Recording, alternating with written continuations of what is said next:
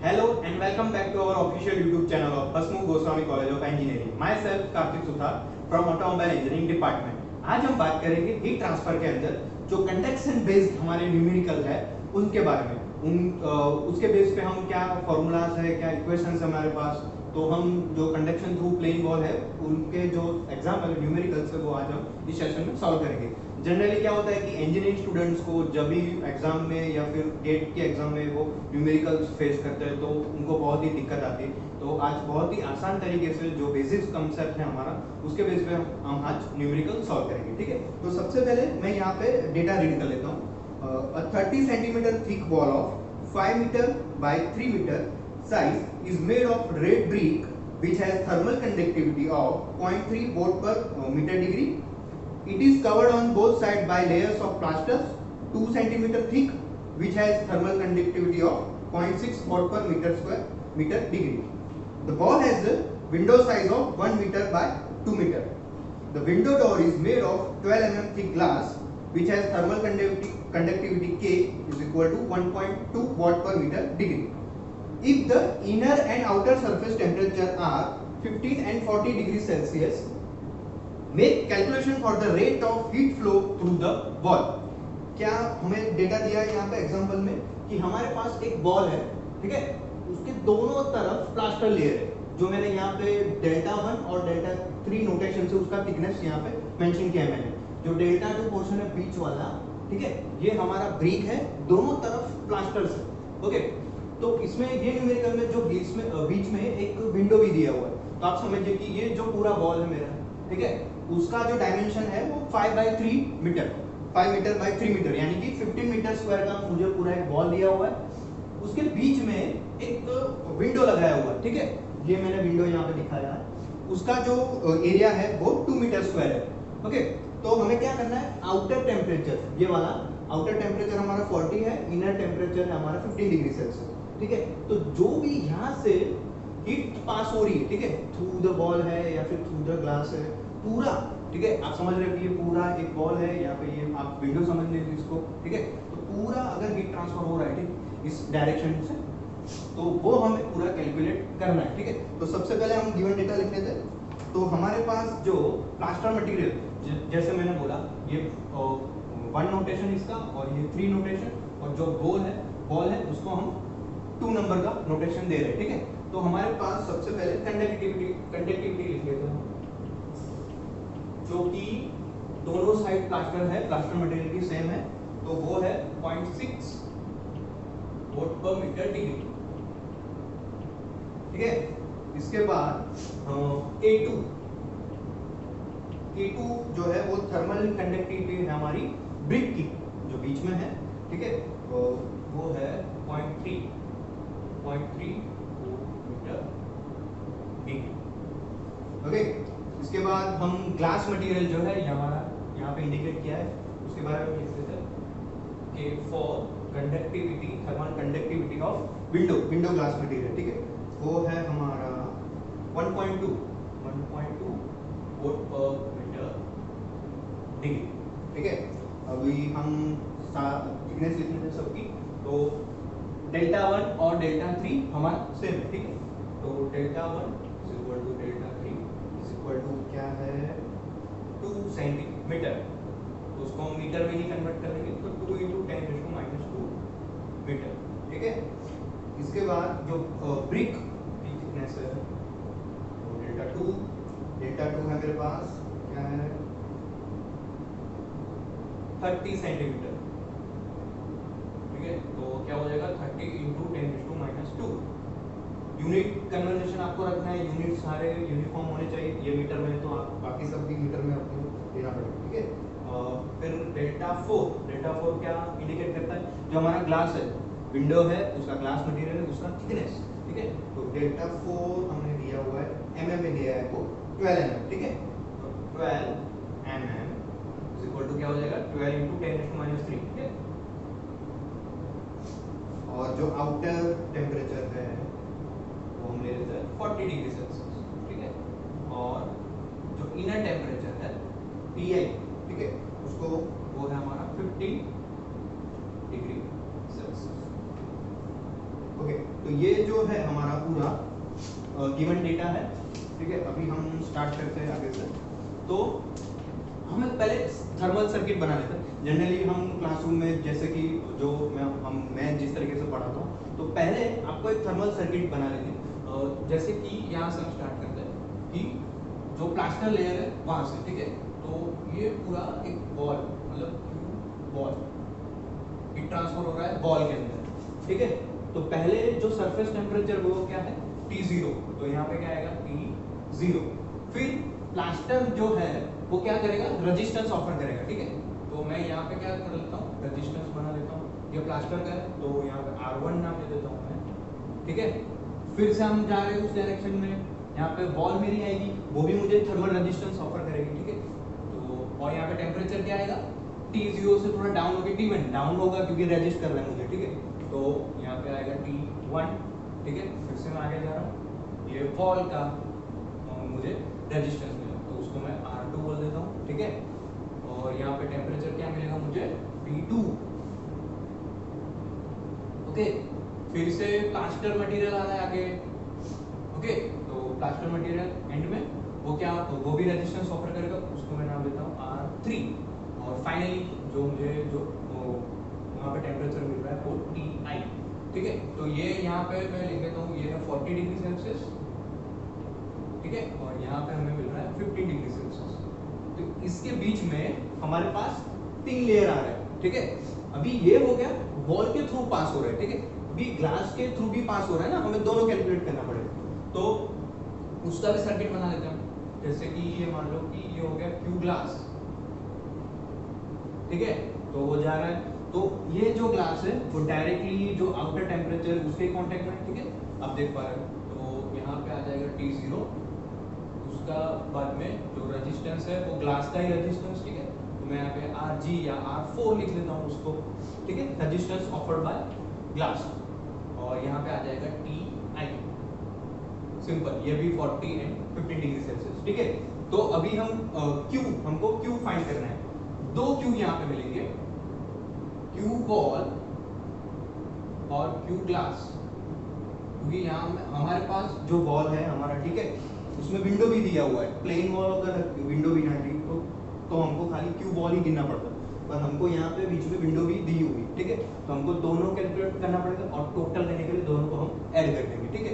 तो हमने Cartesian coordinate system में देखा हुआ है कि जब भी हमें रिवाइज भी कर लेते हैं एक बार, Q जो है हमारा क्या होता है, KA delta T by del X।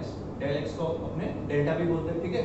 तो रेजिस्टेंस क्या हो जाएगा मेरा, Q is equal to delta T divided by ये जो सारा टर्म है वो नीचे लिखते हैं डेल्टा X बाय KA। तो ये जो हमारा मिला वो है थर्मल रेजिस्टेंस का फॉर्मूला हमारे पास, ठीक है। तो हम क्या करेंगे, पहले R1 R2 R3 से स्टार्ट करते हैं। पहले Q बॉल गिन लेते हैं, उसके बाद में हम Q ग्लास गिनेंगे, ठीक है। तो पहला रेजिस्टेंस, तो इसके वजह से पहले एक फॉर्मूला Q बॉल का क्या हो जाएगा मेरे पास, Q बॉल का फॉर्मूला हो जाएगा, ऊपर डेल्टा T आएगा तो मैं 40 माइनस 15 लिख दूंगा, और नीचे जो मेरा टोटल थर्मल रेजिस्टेंस है वो मुझे तीनों सरफेस ऑफर कर रही है, ठीक है। तो नीचे क्या आ जाएगा, R1 plus R2 plus R3, okay. चलिए तो R1 फाइंड करते हैं, R1, ठीक है, resistance offered by the plaster, ठीक है, जो पहला लेयर हमको मिल रहा है वहां पे। तो डेल्टा 1 dx की जगह में क्या रख रहा हूं, डेल्टा 1 K1, ठीक है। चलिए अभी हमको एक एरिया में यहाँ पे ध्यान रखना है। फिर से हम देख लेते हैं कि पूरा जो मुझे बॉल का जो एरिया दिया था वो 15 मीटर स्क्वायर है, ठीक है, 15 मीटर स्क्वायर। उसमें मैंने बीच में विंडो बना दी है 2 मीटर स्क्वायर की, तो बाकी कितना 13 रहा, ठीक है। तो यहाँ पे हमको 13 गिनना है, ये ध्यान रखेगा, ठीक है। तो डेल्टा 1 में लिख लेता हूँ, डेल्टा 1 क्या है मेरा 2 × 10⁻², ठीक है, डिवाइडेड बाय K1 है मेरा 0.6 इनटू यहाँ पे एरिया, ठीक है। आप 15 मत ले लीजिए, डायरेक्ट समझिए कि पूरा ये बॉल है मेरा 15, पूरा बॉल, यहाँ से मुझे 2 मीटर स्क्वायर माइनस करना पड़ेगा, तो मेरे पास क्या बचेगा 13, तो यहाँ पे आएगा मेरा 13, ठीक है। तो इसका हम आप कैलकुलेशन जब करोगे तो आंसर मिल रहा है 2.564 into 10⁻³ डिग्री पर वॉट। ठीक है, ये R1 हमारा। और सिमिलरली R3 सेम थिकनेस है, ठीक है, सेम कंडक्टिविटी और सेम एरिया, तो R3 भी मेरा कितना आएगा, सेम। तो इज इक्वल टू मैं R3 लिख देता हूँ यहाँ पे, R3 की वैल्यू ये आएगी 2.564 into 10⁻³ क्योंकि उसका थिकनेस भी सेम दिया हुआ है हमें, ठीक है, न्यूमेरिकल में अलग अलग हो, ठीक है, थिकनेस उसकी अगर ज्यादा हो, ठीक है, तो फिर से आप यही फॉर्मूला रख के आप उसको कैलकुलेट कर लीजिए। फिर R2 की बारी, same formula delta 2 bye K2 A2, ठीक है, सिंपल। डेल्टा 2 कितना है हमारा, डेल्टा 2 यानी ब्रिक की जो थिकनेस है वो है 30 into 10⁻² डिवाइडेड बाय उसका K2 कितना है, मतलब उसका कंडक्टिविटी 0.3, एरिया फिर से कितना आएगा 13। ओके, तो उसका हमें जो वैल्यू मिल रहा है वो है 76.92 into 10⁻³ कितना आ रहा है -3। आप इसको कैलकुलेटर में एक बार कर लीजिए, ठीक है, उसकी वजह से आपका कॉन्फिडेंस बढ़ेगा कि आप ये आंसर ला पा रहे हो कि नहीं ला पा रहे, ठीक है, सिंपल। तो अभी हमें R1 और R2 मिल गया, R3 भी सेम वैल्यू है। तो अभी हम क्या करते हैं कि क्यू बॉल फाइंड कर लेते हैं, ठीक है।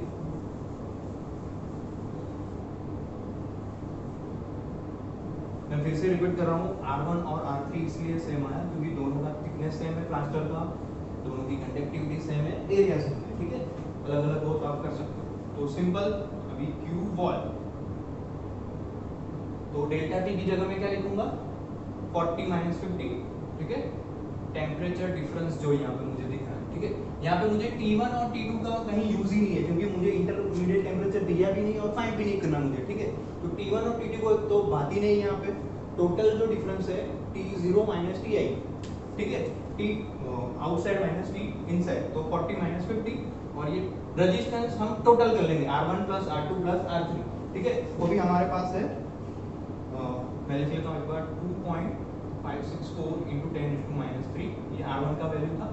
इससे हम दो से मल्टीप्लाई कर लेते हैं क्योंकि R1 और R3 सेम है, प्लस R2 मेरा कितना आएगा 76.92 into 10⁻³, ठीक है। तो आप ये कैलकुलेट करोगे तो आपको क्यू बॉल मिल रहा है, यहाँ पे लिख लेता हूँ, Q ball heat transfer through the ball वो मिल रहा है 304.70 वॉट, ठीक है। ये जो मेरा बॉल, जो विंडो ग्लास मटेरियल के बिना का जो बॉल है मेरा, यहाँ से और यहाँ से आप ये साइड व्यू से आप देख रहे हो, ठीक है, तो वहां से मेरा हीट ट्रांसफर होगा 304 वॉट, ठीक है। अभी हम क्या कर रहे हैं, क्यू ग्लास गिना है हमें, तो क्यू ग्लास का तो सिंपल फॉर्मूला बन जाएगा क्योंकि वहां पे तो एक ही लेयर है ग्लास, ठीक है, तो Q glass is equal to again delta T by R4 यानी कि जो रेजिस्टेंस ग्लास के थ्रू ऑफर हो रहा है वो, तो R4 में यहाँ पे कैलकुलेट कर लेता हूँ।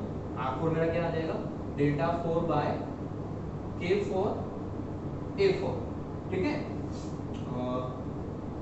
सिंपली क्या बन जाएगा, डेल्टा 4 क्या है मेरा, ये रहा 12 mm था, तो 12 into 10⁻³ डिवाइडेड बाय K4 क्या है उसका कंडक्टिविटी 1.2 into, अभी ग्लास का एरिया कितना है 2 मीटर स्क्वायर, ठीक है, 1 मीटर बाय 2 मीटर लिखा है, तो 2 मीटर। तो यहाँ पे टोटल रेजिस्टेंस क्या हो जाएगा, R4 की वैल्यू आ रही है 5 into 10⁻³ डिग्री पर वोल्ट, ओके, ये आपका R4 आ गया। तो अभी सिंपली यहाँ पे 40 - 50 डिवाइडेड बाय ये R4 की जो वैल्यू है वो, तो आपको QG मुझे मिल रहा है हीट ट्रांसफर थ्रू ग्लास, वो है 5000 वोल्ट, सॉरी 5000 वोल्ट, ठीक है। तो ये हो गया हमारा heat transfer through the ball, और ये जो क्यू ग्लास वो आया heat transfer through the glass, ठीक है। क्यों ये ज्यादा आया, तो सिंपल, यहाँ पे रेजिस्टेंस कम है, एक ही लेयर उसको रजिस्ट कर रहा है, ठीक है, यहाँ पे 3 लेयर उसको रजिस्ट कर रहे हैं, ठीक है, और कंडक्टिविटी भी जो हमारा ग्लास मटेरियल है उसकी ज्यादा है, ठीक है, उसकी वजह से क्या होगा, हीट ट्रांसफर रेट आपका बढ़ेगा। ओके, तो सिंपली हम एंड में टोटल कर लेंगे उसको, Q wall plus Q heat transfer through glass, ठीक है, दोनों को ऐड कर लेंगे, यानी कितना आ जाएगा, 5000 आ जाएगा, 5304.7 वोल्ट। इसको आपको किलोवाट में अगर मांगते हैं, ठीक है, जनरली एमसीक्यूज जब पूछते हैं तो किलोवाट या यूनिट का आपको ध्यान रखना है, ठीक है, तो आप सिंपली इसको 1000 से डिवाइड कर लीजिए तो पूरा ये आपको समझ में आ जाएगा, ठीक है। तो ये हमारा जो सम था, ये हीट ट्रांसफर जब प्लेन बॉल का था, कंपोजिट बॉल है, यहाँ पे 3 मटेरियल है, तो उसके बेस में ये था, ठीक है। अभी हम नेक्स्ट सम कैलकुलेट करें, तो अब हम सेकंड जो एग्जांपल है उसको हम सॉल्व करते हैं, ठीक है। तो सबसे पहले डेटा हम रीड कर लेते हैं। Cold storage room has walls made of 200 mm of brick on outside, 80 mm of plastic foam, and finally 20 mm of wood on the inside. The outside and inside air temperature are 25 degrees Celsius and -3 degrees Celsius respectively. If the outside and inside convecting heat transfer coefficients are respectively 10 and 30 watt per meter square degree Celsius, and the thermal conductivities of brick, foam and wood are 1, 0.02 and 0.17 watt per meter degree respectively. Determine overall heat transfer coefficient. Second, the rate of heat removed by refrigeration if the total wall area is 100 meter square. And third, outside and inside surface temperatures and mid plane temperatures of the composite wall, ठीक है। तो ये जो हमारा जो example है numerical है, वो प्रीवियस से थोड़ा अलग है। यहाँ पे एक चीज आपको ये अपने बीच में रीड किया है यहाँ पे कि कन्वेक्टिंग कोफिशिएंट भी हमको दिया हुआ है, ठीक है। तो यहाँ पे कन्वेक्शन की बात हुई है, यहाँ पे हमको HO HI वो भी हमको दिया हुआ है, ठीक है। तो पहले ये पूरा जियोमेट्री समझ लेते हैं कि एक क्या है, एक वॉल, एक कंपोजिट वॉल है, उसके 3 लेयर है हमारे पास, ब्रिक, फिर फोम, फिर वुड, ठीक है।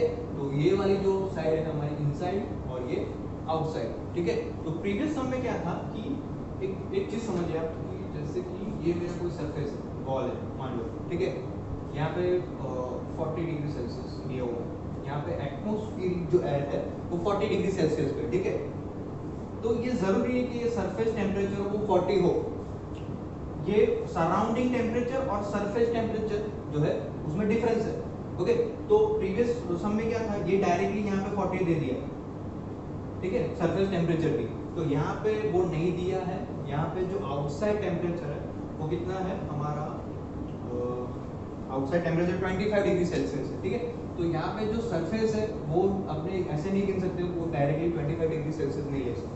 सेम साइड यहाँ पे भी -3 डिग्री सेल्सियस है, यहाँ पे 25 डिग्री सेल्सियस, ओके। तो यहाँ पे कन्वेक्शन की बात हो रही है, तो फिर से जैसे कि हमने थर्मल सर्किट बनाई थी वही वे में हम इसको कैलकुलेट करेंगे कि पूरा जो Q जो हीट ट्रांसफर हो रहा है, ठीक है, हमें जो रेफ्रिजरेशन वॉल से पहले तो हमको ओवरऑल हीट ट्रांसफर कोएफिशिएंट गिनना है, ठीक है, वो हम गिनते हैं। तो पहले थर्मल सर्किट बना लेते हैं, तो T0 आउटसाइड टेम्परेचर से स्टार्ट करते हैं, ओके, आउटसाइड टेम्परेचर से मैंने स्टार्ट किया। तो यहाँ पे जो मैंने ये डॉटेड लाइन जो दिखाया हुआ है वो कन्वेक्टिंग कोएफिशिएंट में दिखा रहा हूँ, ठीक है। तो वहां पे मेरा रेजिस्टेंस आएगा सबसे पहला, ठीक है, तो उसको मैं RO आउटसाइड जो रेजिस्टेंस है वो मैं बता देता हूँ, ठीक है, RO। उसके बाद मेरा टेम्परेचर कितना गिरेगा, T1, तो यहाँ पे मैं आ गया T1, ओके। फिर से ये जो पूरा क्या है, ब्रिक का जो लेयर है वो रेजिस्टेंस ऑफर करेगा, रेजिस्टेंस हो गया ब्रिक का, तो उसको हम R1 बोल देते हैं, ठीक है। वो टेम्परेचर कितना गिरा रहा है, T2, ठीक है। फिर से आगे जा रहे हैं, क्या आ रहा है, फोम भी मेरा टेम्परेचर गिरा रहा है, रेजिस्टेंस ऑफर कर रहा है R2, वो कितना गिरा रहा है मेरा, T3, ओके। फिर आगे बढ़ते हैं, क्या आ रहा है, वुड मुझे रेजिस्टेंस ऑफर कर रहा है R3, वो कितना गिरा रहा है मेरे को, T4 तक, ठीक है। T4 के बाद अगेन हमें इनसाइड कोफिशिएंट भी दिया हुआ है, ठीक है। प्रीवियस सम में कन्वेक्शन की कहीं बात ही नहीं थी, कन्वेक्शन कोफिशिएंट था ही नहीं, तो यहाँ पे फिर से मुझे वो डाउन कर रहा है, ठीक है। और कहाँ तक ले जा रहा है मुझे, टी आई तक, टी आई, और ये हमारा आर आई हो जाएगा, ठीक है। Resistance offered by the inner convecting coefficient, okay. तो आपको समझ में आ गया कि टोटल हमारे पास यहाँ पे इस एग्जांपल में 5 रेजिस्टेंस, ठीक है। आर ओ मतलब आउटसाइड का जो कन्वेक्शन कोफिशिएंट है, वो जो रेजिस्टेंस ऑफर कर रहा है वो, फिर R1 R2 R3 आप समझ रहे हो, वो सारे कंडक्शन जो कोफिशिएंट है कंडक्शन की वजह से ऑफर हो रहा है, और आर आई भी सेम मेरा कन्वेक्शन की वजह से हो जाएगा, ठीक है। तो सबसे पहले हमें कैलकुलेट करना है ओवरऑल हीट ट्रांसफर कोफिशिएंट, ठीक है। तो मैं डेटा भी यहाँ पे लिख देते हैं अपने गिवन डेटा, ओके। चलिए, तो क्या है डेटा हमारे पास, पहले कंडक्टिविटी लिख देते हैं, K1 ब्रिक की, ठीक है। K1 क्या है 1.0 वाट पर डिग्री, ओके। उसका जो थिकनेस है डेल्टा 1 वो है 200 mm, तो मैं डायरेक्टली 0.2 मीटर लिख रहा हूँ। आपको गिवन डेटा बहुत ही ध्यान से लिखना है। जो K2 फिर प्लास्टिक फॉर्म है, K2 मुझे कंडक्टिविटी दिया हुआ है 0.02, बहुत ही कम है उसका कंडक्टिविटी, यानी कि वो इंसुलेशन भी हमें प्रोवाइड करेगा, ठीक है। उसका जो थिकनेस है डेल्टा 2 वो है हमारे पास 80 mm है, तो मैं उसको भी डायरेक्टली 80 × 10⁻³ मीटर लिख रहा हूँ, ओके। यूनिट कन्वर्जन आपको ध्यान रखना है अगेन। फिर मेरे पास वुड है K3 मेरा है 0.17 वाट पर मीटर डिग्री सेल्सियस। उसका जो थिकनेस है डेल्टा 3 वो मेरे पास है, वुड का जो थिकनेस है वो 20 mm है, 20 × 10⁻³ ठीक है, ओके। जो TI लिखा हुआ है हमने ऑब्वियसली -3 डिग्री सेल्सियस, और T0 हमने 25 डिग्री सेल्सियस है, ओके। तो वो यहाँ पे लिख रहे हैं। HO लिख लेता हूँ मैं, आउटसाइड, ये नया है इस समय, ठीक है। आउटसाइड कन्वेक्टिंग कोफिशिएंट, उसकी वैल्यू है मेरे पास 10 वाट पर मीटर स्क्वायर आ जाएगा डिग्री सेल्सियस, ठीक है।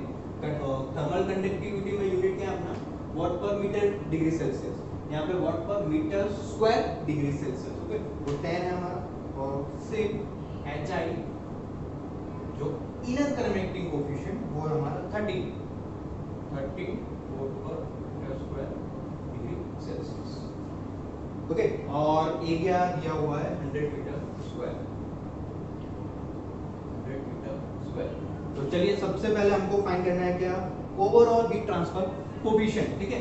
तो ओवरऑल हीट ट्रांसफर कोफिशिएंट यानी कि यहाँ पे H भी है हमारे पास, K भी है, थर्मल कंडक्टिविटी भी है, कन्वेक्शन भी है, कंडक्शन भी है। तो ओवरऑल हमें एक हीट ट्रांसफर कोफिशिएंट मिलेगा जिसको हम U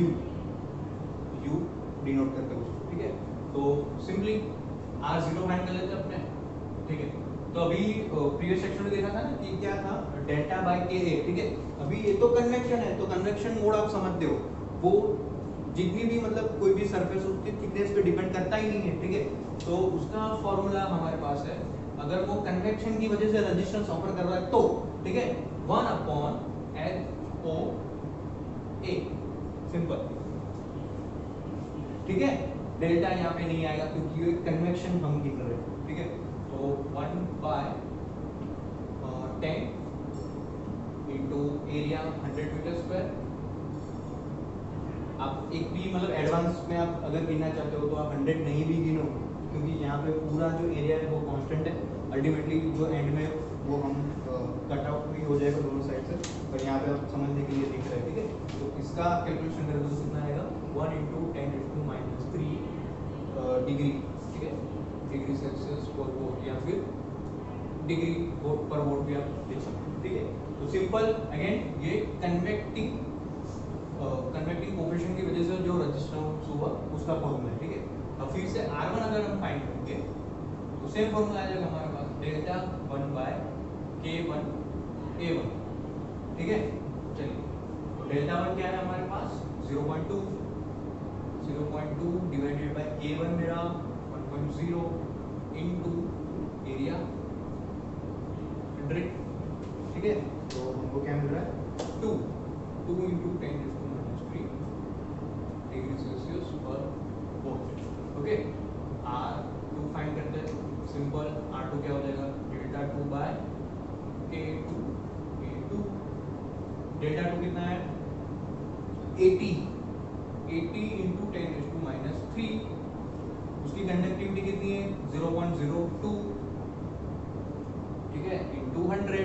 एरिया यहाँ पे कांस्टेंट रह रहा है, ठीक है, उसका है 40 into 10⁻³ आप प्लीज इसको एक बार कैलकुलेट करके भी देखना, ठीक है, आपके लिए आसान रहेगा, आपकी स्पीड भी बढ़ेगी कैलकुलेटर में, ठीक है, जो कि आपको गेट के एग्जाम में हेल्प करेगा।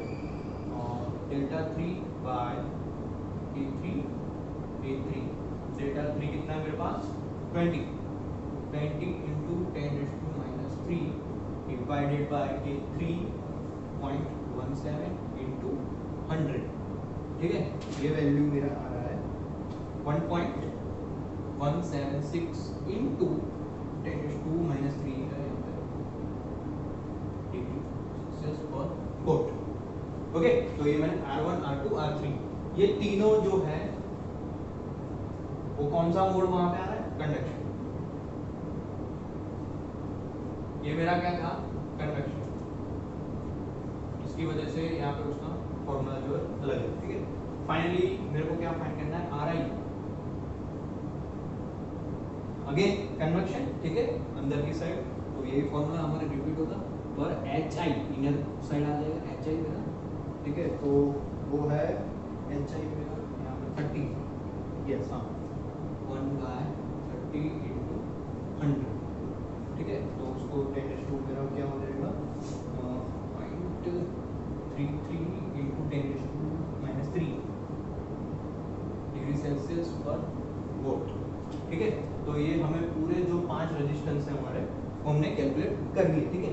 अभी हम नेक्स्ट लेवल में जाते हैं, हमको ओवरऑल हीट ट्रांसफर फाइंड करना है, overall heat transfer coefficient sorry U जो हमने नाम दिया। तो सिंपली अब हम क्या करेंगे सारे रेजिस्टेंस का टोटल करेंगे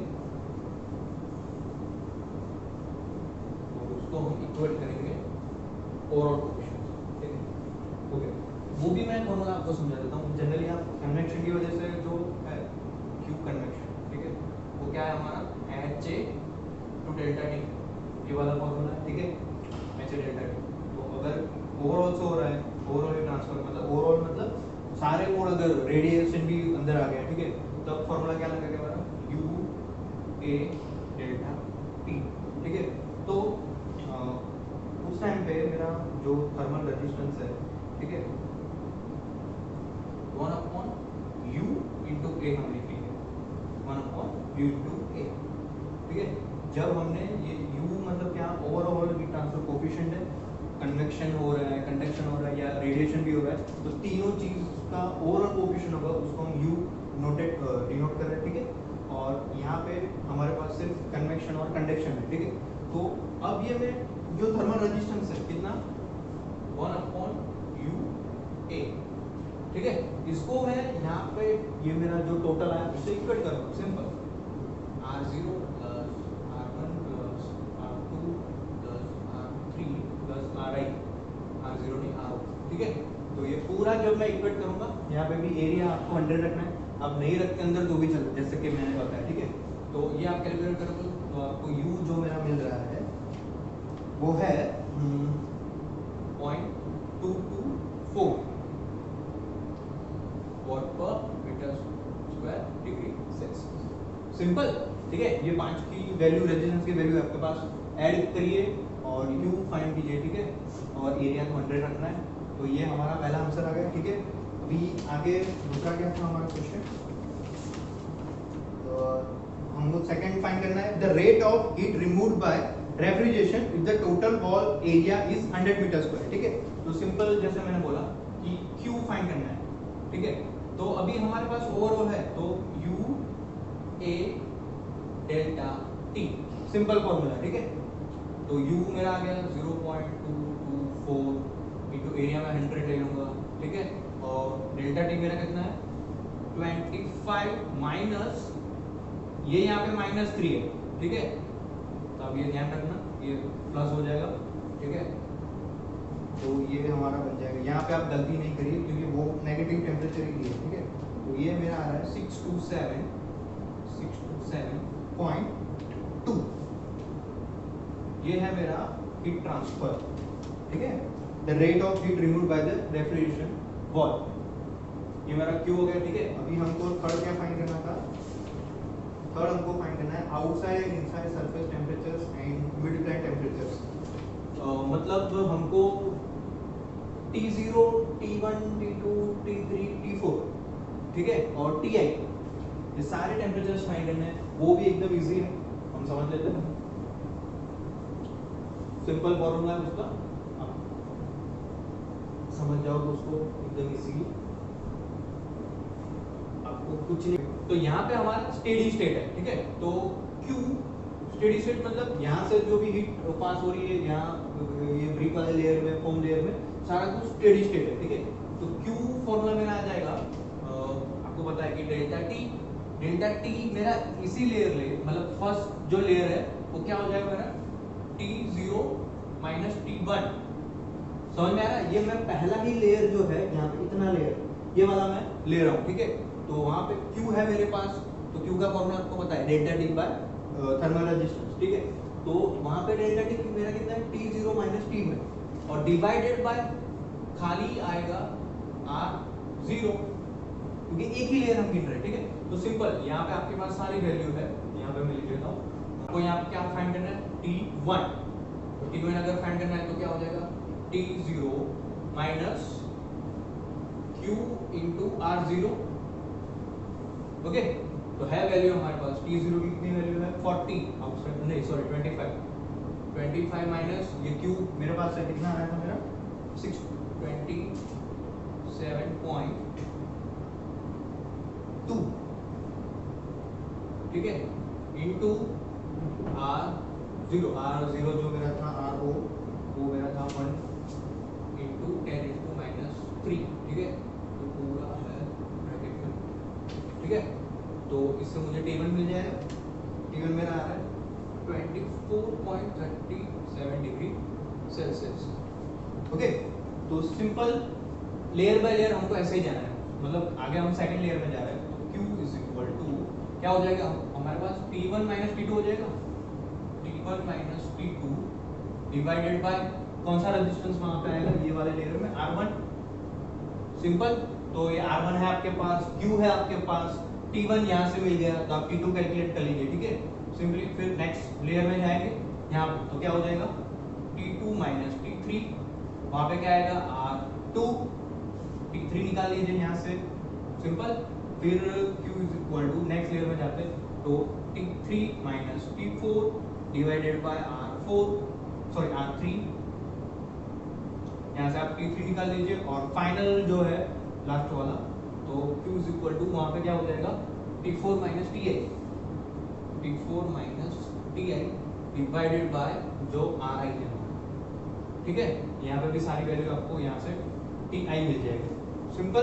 तो हमने सारे जो इंटरमीडिएट जो टेम्परेचर है और वो सरफेस टेम्परेचर भी T0 और TO और Ti वो भी हमने फाइंड करे, ठीक है। तो ये था हमारा न्यूमेरिकल सेशन आपका, ठीक है। आप प्लीज इसको एक बार ध्यान से रिफर करिए, फॉर्मूला थोड़े मेमोराइज कीजिए, ठीक है, याद रखिए। तो बहुत ही इजी है सबके लिए, ठीक है। आई होप आपको ये सेशन अच्छा लगा होगा, आज का जो न्यूमेरिकल सेशन हमने कंडक्ट किया वो। तो अगर आपको कुछ सीखने को मिला हो तो प्लीज़ हमारे वीडियो को लाइक कीजिए और हमारे चैनल को सब्सक्राइब कीजिए। Thank you so much.